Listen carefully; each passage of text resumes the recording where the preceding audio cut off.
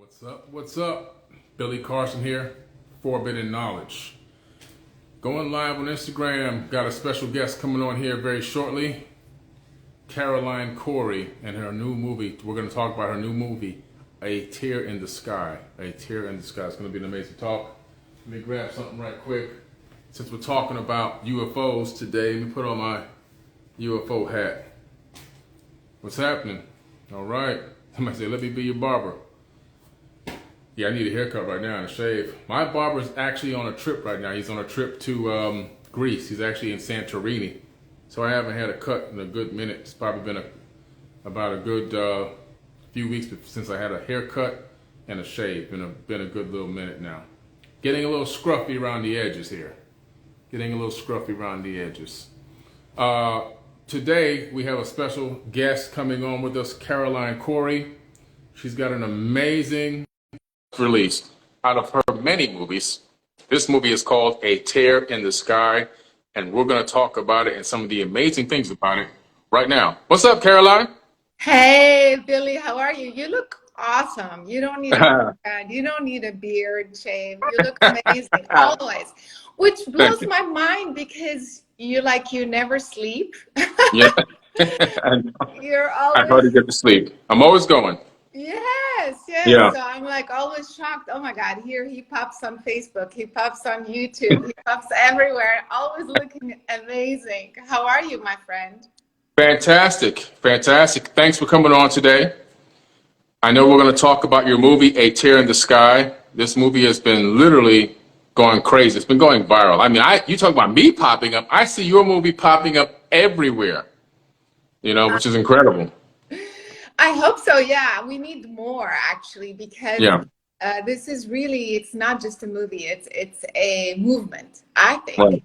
Yeah, Uh, and also, before I forget, I just saw that Amazon has some sort of promotion going on, yeah. and it's $1. It's 99 cents. Wow. Yeah, to rent. So I mean, like you have to get it. And also, even if you get it, you purchase it, it's like $7 or something crazy. They have this crazy promotion. Yeah. But what I wanted to talk to you about is, you saw the film, and Yes. it's not just what we discovered. I mean, what we discovered is insane. Uh, Right. People can see the trailer. Just in the trailer, we give a good idea about, I mean, it's not even just UFOs, it's Yeah. a whole phenomenon, right? The whole phenomenon is really amazing. I mean, first of all, you went to a place to film this movie that was a UFO hotspot, so I got my UFO hat on today. And that island has been known to have a lot of UFO activity in the past. And tell us a little bit about that island. Where is it located? So it's Catalina Island off of the coast of California, Southern Hmm. California. And what happened was all these Navy ships, people heard about the Tic Tac videos, the Navy anomalies that were released in 2017. But it turned out that other Navy ships as well Hmm. reported similar anomalies, those Tic Tac flying crazy all over the place, all in the same area. So Wow. what's going on, in that area? But it's not just those Navy things. So many people go to Catalina and they report all these, anomalies since the 1940s. Wow. So because of that, we thought, okay, well, we have the Navy guys in the movie, so we Hmm. thought it made sense to go back, to the same location and see from scratch. Like we didn't want to analyze the stuff that's already out there. We Hmm. thought if there is something happening there, um, if we were to go back from scratch, Mm. set up an expedition from scratch, we should be able to get something, right? Right. And Exactly. yeah, but we were there only 5 days, Wow. which Wow. is not a lot. And we No. captured so much stuff, Yeah. including anomalies that I've never seen before, we've never seen before. We should talk a little bit about that anomaly. Yeah. Tells you that if we in 5 days captured so much stuff, you know, how is it possible that sometimes the government tells us, oh, we don't have data, you know, I mean, with all the radars and the satellites. Yeah. Yeah, they have everything. They've seen this, they're tracking it. They've probably even tried to communicate with these things. You captured so many UFOs in this documentary, and you had so much high-tech equipment. How many different types of cameras did you have? Oh my God, I can't even remember. We had so many because we had, I don't know, maybe a dozen night vision Yeah. for infrared range. We had regular cameras, maybe 10, you Hmm. know. Then we had the what we call the FLIR cameras. The FLIR are military grade, and they capture the infrared in much higher spectrum. You know, Yeah. if the is only 1 to 3 microns. These are 13 microns. And so their ability to look into the infrared range is incredible. Yeah. Plus, you're able to capture the temperature of the object, which is very important. People don't think about that. Imagine an object that is flying and the object is registering cold. Right. So it means that they have a propulsion system that's not ours. That's not Yeah. human technology, because propulsion, you have to have heat. So we had 8 of those cameras, you know, covering the entire sky. So Yeah. it's pretty incredible. Never been done Yeah. before. Never been done before.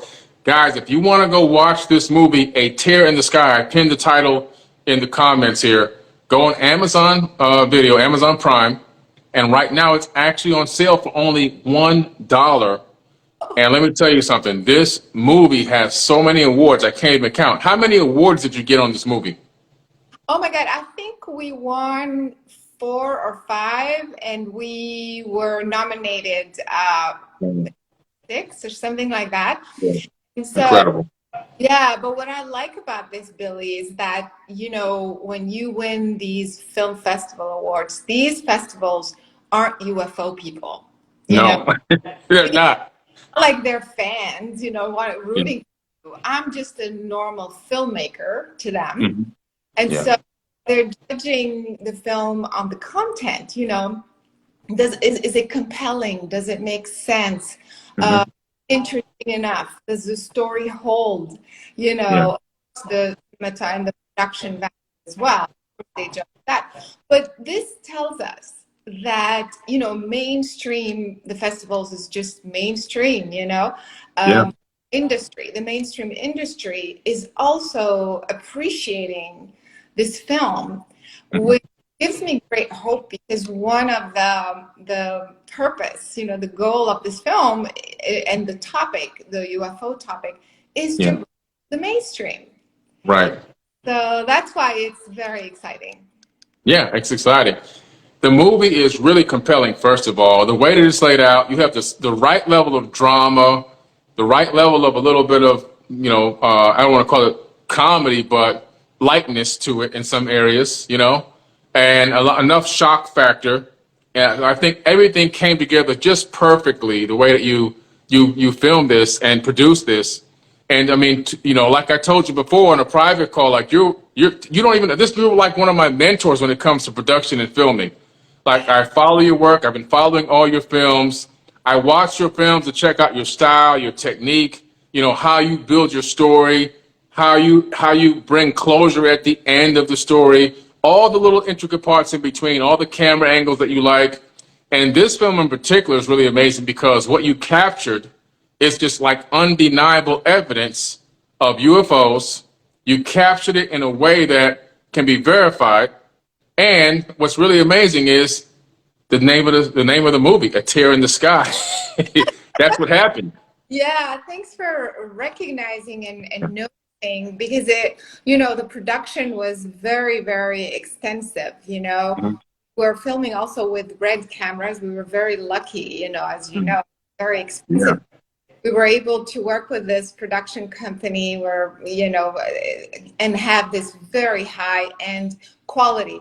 And, you know, a lot of people say, okay, so what's the point? You know, is to me, look, we're making a film as well. It's about education to bring, you know, the UFO subject, but also the science, as you know, and the discovery, of course. But if we're going to make a film, let's make it beautiful and let's make it attractive. And again, another reason to bring it to the mainstream, because the mainstream wants to see high quality productions. They don't want to see you, because then they can go to YouTube, you know. So that was the idea about this effort, you know, to make it this way. And then Air in the Sky, that was Yeah. That's crazy. Did I tell you the story? Did I tell you? I came up with the name 2 years ago. Oh wow, really? 2 years ago? Yes. That's crazy. Yeah, originally I was going to make the sequel of my last film, Superhuman, and then years ago I got this intuition: no, do a film on UFOs. But okay, but my thing is to bring validation, to bring science. How can I make a UFO film and bring science? So I started to think, and then I realized it's not just about UFOs. Yeah. It's about the mechanics of the universe, you know, like what allows a UFO or something to appear and disappear? What allows the mechanics of space itself, that you something pop out of nowhere and then like fly like at crazy speed, do crazy stuff, and then disappear. So that's what I'm more interested in, if you will, behind the UFO phenomenon. And so to me, I feel that there are points in space that have magnetic anomalies. People talk about this with, you know, the ley lines and all of that, but for me, it's everywhere, because it's you know, up above us and also below us, underground, underwater.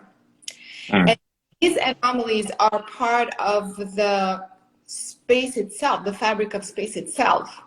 It's kind of like, people want to call it portals, wormholes. So, and I feel that this is those warps that allow these anomalies to happen. And I want to discover that. I want to talk about that, because that opens a whole new conversation about our reality. You know? What is it that what kind of space do we live in? When these things appear, where did they come from? And where did they go to? You know, all of those questions is what I love to, you know. And so anyway, I was like, well, it's about those points, which, you know, I called it a tear at the time. Sure enough, at the end of the movie, I mean, it was prophetic, I guess. We ended up finding, you saw it in the movie. What did you? I saw the sky literally open up, like a portal opening up, like a tear in the sky, but something came through this opening, and you caught it on cameras for everyone in the world to see. This is real. Like, this is you guys have to go watch this. I mean, this is mind-blowing. You've been saying, well, where's the good footage? Where's the high-quality production? Where's the capture? Where's the real capture of these things? Well, watch A Tear in the Sky on Amazon today. I guarantee you, for only $1, your head's going to explode. Yeah, I mean, you know, I mean, so what's crazy about this discovery? I'm going to tell you, I mean, now this is the first time I talk about it. But yeah, basically it's an opening. It's a cloud that seems to open and close. And then you see a bunch, not only one, you see a bunch of little objects that come out of it.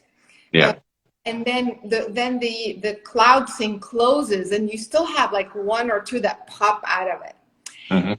Of course, now these are scientists. Of course, the first thing we think about is a camera glitch. It's this. So of course, so the hardcore scientists aren't gonna just accept it as an anomaly. So, you know, they check this, they check that, they check radiation, you know, light effect, everything. And we have actual radar data that tells us these things are objects, reflective objects. These are not radiation, not a light anomaly, this so on and so forth. Yeah. So we're blown away. Yeah. Yeah, and so I want to share with you what happened since then.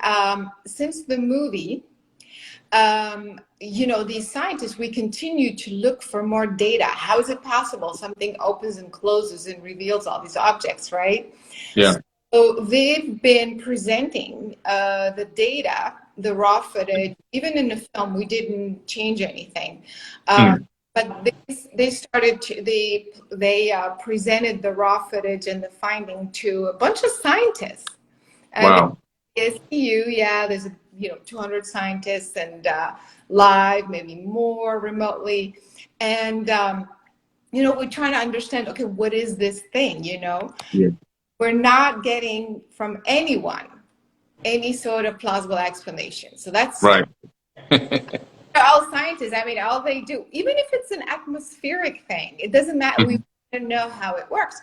And so then we also have been looking for data, you know, like satellite data, additional data. Long story short, contacting several governmental and private agencies, we're basically being told it's classified. Wow. There you go. That's your answer. Yeah. You know, but once these things come up on radar, we know that they have mass. We know that they have mass once they come up on radar. This wasn't aberrations or weird effects. If they were just you know, solar effects or whatever, it's highly unlikely you pick them up on radar. Radar has to ping off of something and bounce the signal back to the dish. And so because they come up on radar, I mean, that just tells you right there.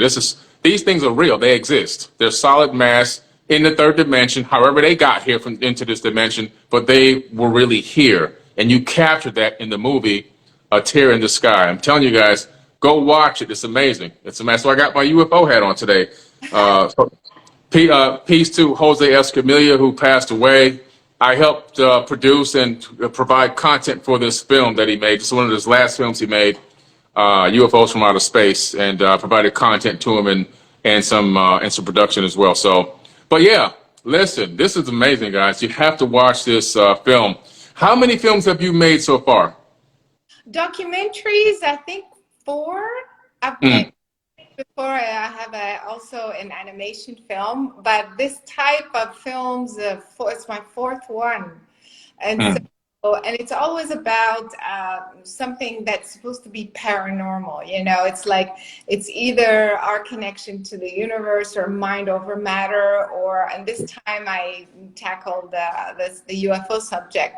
But I always try to bring some sort of validation, some sort of science, so it's not just talking about it, but really bringing evidence, like real evidence. And I feel that's what we did with this film. Yeah, I love it. Now, what would you say for the people that feel like there may be a potential threat from these UFOs? What would you say to that?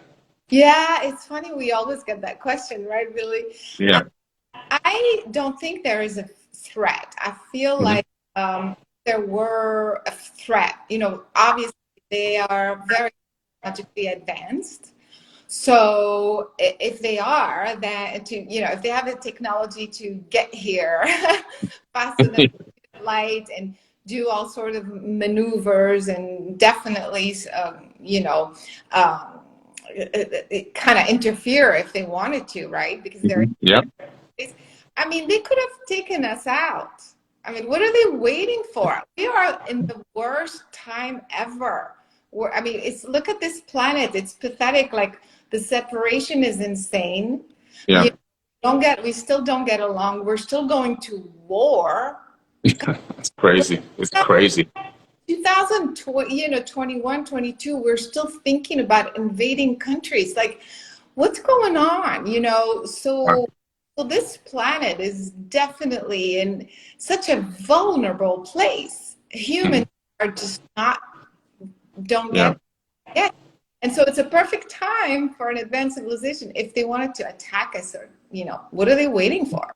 That's Right. what you think. Yeah, I think you're right. I think that if they wanted to take us over, it'd be so easy because we're too busy fighting ourselves. We won't even see the invasion. We won't. I mean, we have 20,000 nuclear weapons on this planet, and they're all pointed back at ourselves while we're on the planet. So, I I mean, come on. The bigger threat, I think, is ourselves. We are the biggest threat against ourselves, not some alien race, in my personal opinion. You know, and plus, I don't think an alien race would come here with guns blazing and bombs and blowing things up like we see in the movies. They're too intelligent for that. Just release something in the atmosphere, wait a few days, and everybody's dead. Then you come down and you clean up the mess, and you build your whole civilization. It's too easy. So I don't think that coming with guns blazing and blowing up buildings and all this Hollywood stuff, I don't think that's realistic. Because that, if I was an advanced civilization looking to take over a planet, that's not how I would do it. So I think we don't have anything to worry about. We're just being watched. I think we're being monitored. They're looking at us, you know, as we might be a reality show. This might be episode 2022. exactly, exactly. You know, I totally agree with you. And if they're so, they understand consciousness, they understand entanglement, they understand interference through frequencies, they understand digital intelligence. And so why, like you're saying, you know, when I see like a gun or something, it feels so primitive. Do you really think they're going to come down here and bomb our heads? I mean, so much more sophisticated, you know, sophistication and advancement and intelligence is they're operating at a whole different level. Yeah. So if that's what we're dealing with, you know, you can't tell me they're just kind of afraid of us. You're absolutely right. And I'm just like more and more concerned. I mean, concerned, you know, it's like noticing what you just said. Mm-hmm. Everything is pointing back at us, the nuclear, Yeah. you know, all the defense and all the, it's so, Yeah. I don't get it. You know, how come we're still there? I know. It's the 21st century, but what's happened is we have 8 billion people on this planet, and we have less than 100 families telling us what we can eat, you know, think, who we can talk to, who we can't talk to.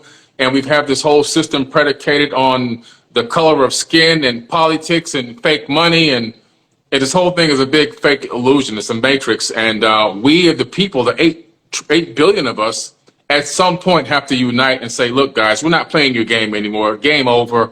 We're not going to participate in your system anymore. And then we then in turn create our own system. That will happen one day. It's just that we've got to get past this phase in humanity right now where we're on this divide and conquer and I'm better than you. And, you know, and the only thing that really exists is energy. And we're here in the third dimension and people are caught up on the color of skin and all this and poly tricks and all this other crazy stuff. They can't see that it's really all one consciousness and there were all different aspects of that same consciousness experiencing itself subjectively in the third dimension. And once we come to that understanding, all of us, then the whole thing will change. So we have to get to that point. But films like yours help us realize there's something bigger going on. There's something beyond the veil that we don't know because we've been programmed to think that we humans are the center of the universe and we're it, the be all end all, and everything revolves around us. No, we're the new kids on the block. I totally agree. And it blows my mind still that we have to pay for water. We have to pay to have electricity in our home, to pay. You know, next week they're going to charge us to breathe the air. It is so wrong. You know, something fundamentally wrong with this civilization, with this society. And so exactly, so that's why what I believe, by the way, I mean, this is my theory, but I think part of this whole cover up or whatever, why isn't science like what you just said? I'm making this film to say, wait a minute, there are phenomena that are out there, that are all around us that can redefine our reality. Yeah. And I know, I was started talking about those hot spots, those magnetic anomalies. I think it's not just about space travel Mm. that allow a vehicle to a craft to come in, appear, disappear. I Mm. think these points in space also are responsible for transferring energy, basically, from this dimension to other dimensions to the cosmos. And I think Mm. it has to do with free energy. Mm. The way Wow. the way we summon, the way we can capture free planet. So that, to me, there's a bigger picture. Mm. Why we're kept in dumb, Yeah. uh, Yeah.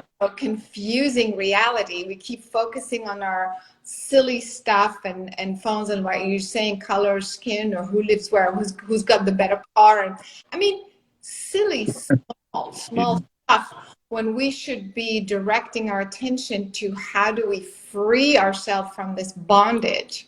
Mm-hmm. I think it's not even about UFOs. Again, Yeah. it's about understanding how the mechanics of space itself Mm-hmm. finds our reality so we can extract from it Mm-hmm. the source of life, which Yeah. then free energy, free everything, agriculture, Yeah. it will affect everything. Does that make It will sense? free up everything. Yeah, absolutely. Well, that's the beginning stages of going into a golden age when we come to that realization and understanding and switch all of our energy and efforts into researching exactly what you just talked about and understanding that multiple dimensions exist in this universe and some of the physical laws that govern the third dimension actually operate at higher dimensions and step down into the third dimension. Yes. Even we know that gravity now starts at a higher dimension, and that's why it's the weakest force in the third dimension because theoretical physicists like Michio Kaku hypothesized that as it moves down the dimensions before it gets to the third, by the time it gets here, it's weaker and is stronger actually in higher dimensions. And so, but a lot of things step down through dimensions like that. Energy sources, information, all these things have the capability of moving through different densities until they get to the third density, where we perceive them in a very warped way a lot of the times. And in order for us to wrap our mind around what's really happening, we have to stop focusing on things that we can physically see and touch and start focusing on things that we can't see and touch and studying that stuff.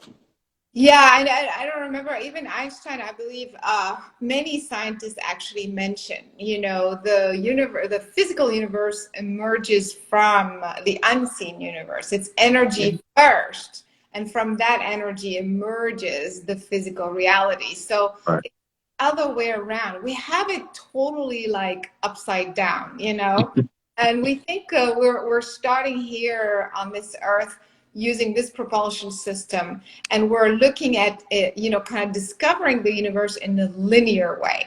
So from Right. we build rockets and we build like all these crafts. First let's get to the moon, then we'll get to Mars, then we'll get to Saturn or whatever, and Yeah. keep going. And we think about it in this linear fashion and thinking just add more fuel, add more power to that linear propulsion system.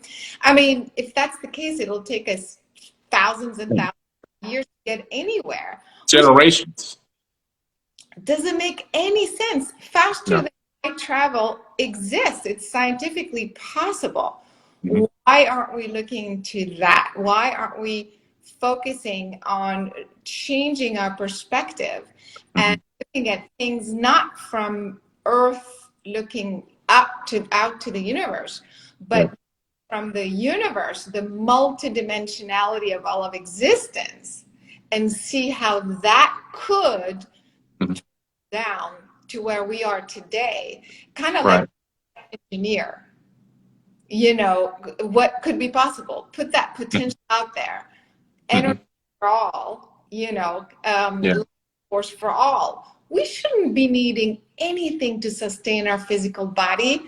This is No. a crazy concept that you have to take a stupid pill for the intelligence of the body to repair itself. Mm-hmm. Everything exists already within the intelligence of the universe, you see. Right. And so we have to start from there. If that potential exists, how is it possible that it could trickle down so that it could sustain my body, it could sustain my mind, it could sustain my consciousness, everybody alike? Think about this. If we were all endowed with the ability to self-maintain, self-repair, and thrive naturally, why would I want to take over you? Why would I Right. why would I care, how much money you have or who's got why would I care? Because I have it myself, you see. Right. We're all abundant. Everybody's living in abundance. Exactly. And so I feel that's the idea, is to reprogram ourselves, to start with the root of all of existence. It's that's why it's not even just about UFOs. This film just opens your mind, like, oh my God, this is more proof that there is a way into these other higher dimensions somewhere. Yeah, absolutely. For sure. There is. And we're going to find it. And movies like yours help to open up a lot of minds. So keep working, keep producing these great quality documentaries and films. And everyone needs to go watch A Tear in the Sky today. It's only 99 cents on Amazon Prime. So go watch that movie today by Caroline Cory. Caroline, thanks for coming on today. It's been another amazing talk. We always have great talks. Yeah, I just connect with you so quickly and so beautifully, because I can tell when you speak, you're speaking from the heart, and that connects to me. You have so much knowledge, speaking of forbidden knowledge, so much amazing knowledge, but you are speaking with your passion, through your passion, and that's so important to me, because that's where I'm coming from as well. Yeah. I'm so grateful for you, for the work you are doing and facilitating. So I really appreciate you very, very much, and I'm so grateful for today. Oh, thank you so much. I appreciate that. And guys, don't forget one last time, A Tear in the Sky, Caroline Cory. Don't forget, check it out today. All right? They should okay, guys. Go ahead. They should go to the website as well. Go ahead. Say it again. ATERinthesky.com. Let me put that in here. Just ATearInTheSky.com. Yeah, in case someone doesn't have Amazon, or then they can go there as well. Plus, there's all the new information that we're posting there if they want to stay in touch. ATERInTheSky.com or Amazon. So I hope people will join that type of search as well, because I think that's important. Great. All right, guys, you heard it from Caroline Cory. Go to ATearInTheSky.com. Check it out. A lot of amazing information. Follow her work. Watch all of her other movies and documentaries. They're amazing. They are mind-blowing. They are mind-blowing. I mean, the one that I saw, the kid blindfolded, like, doing work in a book, reading a book or something. I was like, what's going on here? It was a few years ago. Amazing stuff. Amazing work. And what I like is you bring the real science, just like I like to bring science behind what I'm talking about. I don't want to just go off the dome. We can hypothesize and we can speculate. That's okay. But at the end of the day, can we back up some of the theories with some science facts that lead us in the right direction? And that's exactly what you do. And that's why I love your work. Thank you so much. I so appreciate it. No problem. All right, guys, we'll catch you later. I'll be back on later on today to talk about the UFO hunt that I'm going to do in California at Joshua Tree in just a few short months. All right, everyone. Peace. Catch you later. Bye. Bye.